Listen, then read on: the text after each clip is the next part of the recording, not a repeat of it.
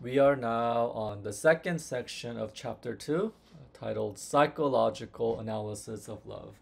So, in the first section, we looked at love, we analyzed it metaphysically. So, now we are looking at it psychologically. So, what is our experience of love as it goes through our mental faculties? So, the first subsection is titled Sense, Impression, and Emotion. So, when we sense something through our five senses, whether sight, sound, smell, touch, taste, it makes an impression on us. And, that thing that's impressed on us through the senses, John Paul II calls that the sense impression. So, this isn't just a physical thing that happens in our body. Once we have these senses and it makes an impression on us, you know, it kind of forms something in our minds. So there's a cognition, and think about what we mean when we say something or somebody made an impression on us. And when we say that, emotion comes into play because once we have this sense impression, we feel a certain way about it. If we're hungry and we see a pizza, we perceive it as good.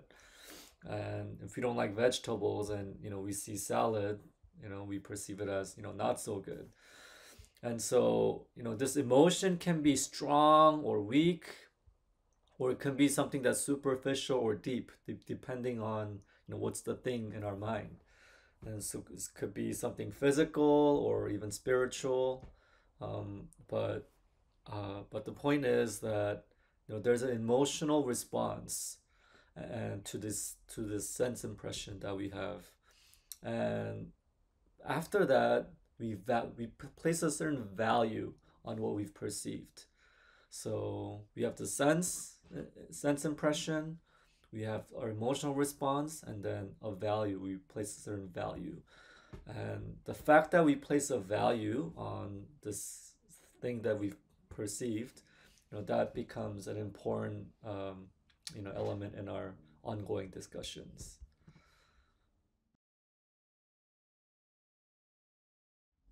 The second subsection is called Analysis of Sensuality. And so sensuality is related to the sexual urge which attracts us to the opposite sex. And when we see a person of the opposite sex that we feel attracted to, we have a sense impression of that person.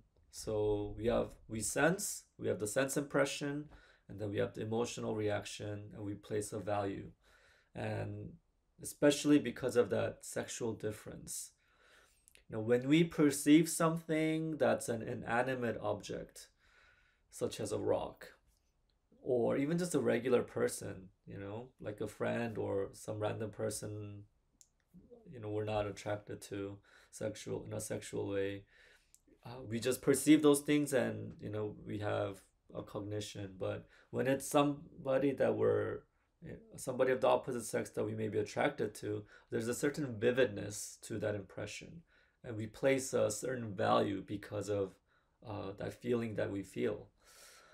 And so that's what sensuality is. It's based on our perception of the body of the person of the opposite sex.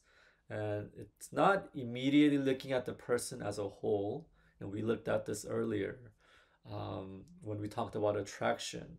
It should lead us to the whole person, not just the specific sexual characteristics. And so when we have this sense impression and this value based on this impression and response we have to the other person's physical characteristics, there's a danger of the consumer attitude. We use that person, for our pleasure somehow. And so we want to avoid that consumer attitude. That just because that danger is there doesn't mean sensuality is automatically a bad thing. In fact, John Paul II calls it raw material for true conjugal love. And so this emotional thing and this vividness and the value we place on it. So it's raw material. If we build it and use it properly, it could lead us to more authentic love. But if we don't have love, and we unless love raises that to a higher plane, then it can lead us to exploit the other sex. But using it properly, it can lead us to a more fuller and more ardent love.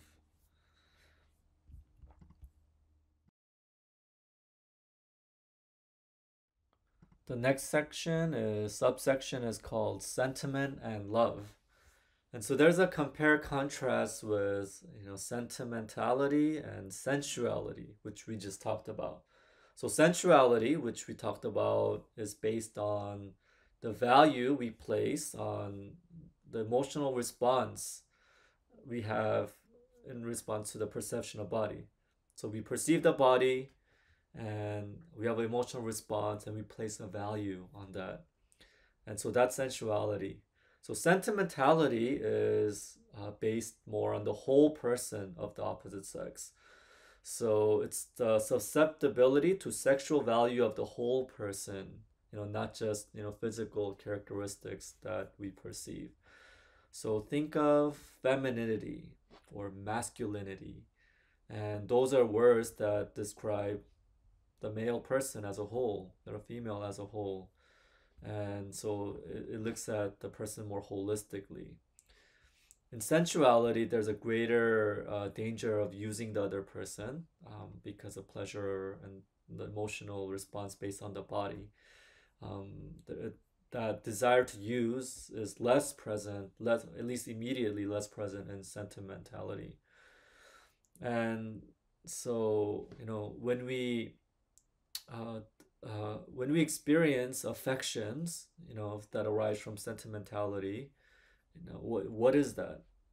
And I'll read directly from what's in the book.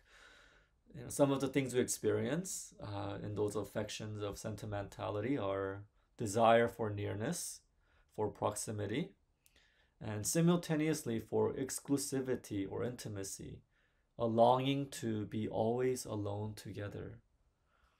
And so those are all connected with sentimentality. And we can see that in general, females tend to be more sentimental. Those things I just read from the book, those are things that women uh, long for more. And males tend to be more sensual, meaning, based on the perception of body and the feelings, the values based on that perception. And of course, both males and females, have both, sensuality and sentimentality. But the general tendency is females more towards sentimentality and males towards more sensuality. And there's a danger in sentimentality as well. And the danger is that in the eyes of a person sentimentally committed to another person, the value of the beloved object grows enormously. And so, in other words, somebody who has these affective emotions arising from sentimentality, the person I have feelings for, they appear far better than they actually are. I've idealized that person and I'm attracted to that person. I want to be with that person. I look at that person as a whole, but this attraction blinds me. It blinds me to see that person. Uh, Blinds me from, I guess, the negative characteristics and makes that person seem better. When we talked about attraction, again, attraction is good when it leads us to the whole person rather than the physical characteristics. And also, it is good when it leads us to be attracted to what is true and real in the other person, not just something we idealize. And so, like sensuality, sentimentality is something that needs to be integrated through love.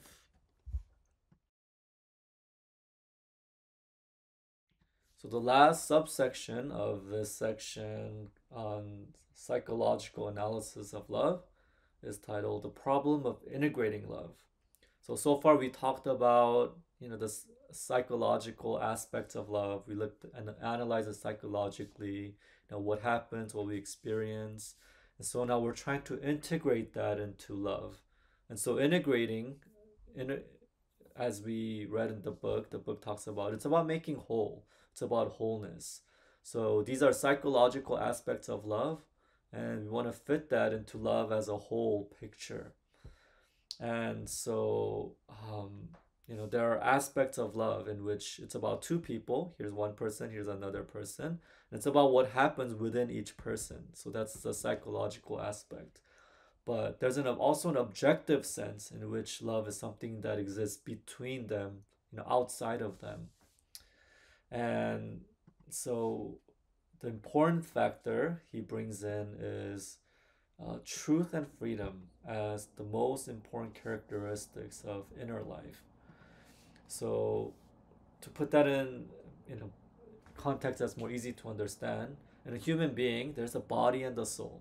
Okay, and there's all these things that happen on a body level, the emotional stuff, the psychological stuff, and then there's things that happen on the spiritual level with our soul, and that's the inner life.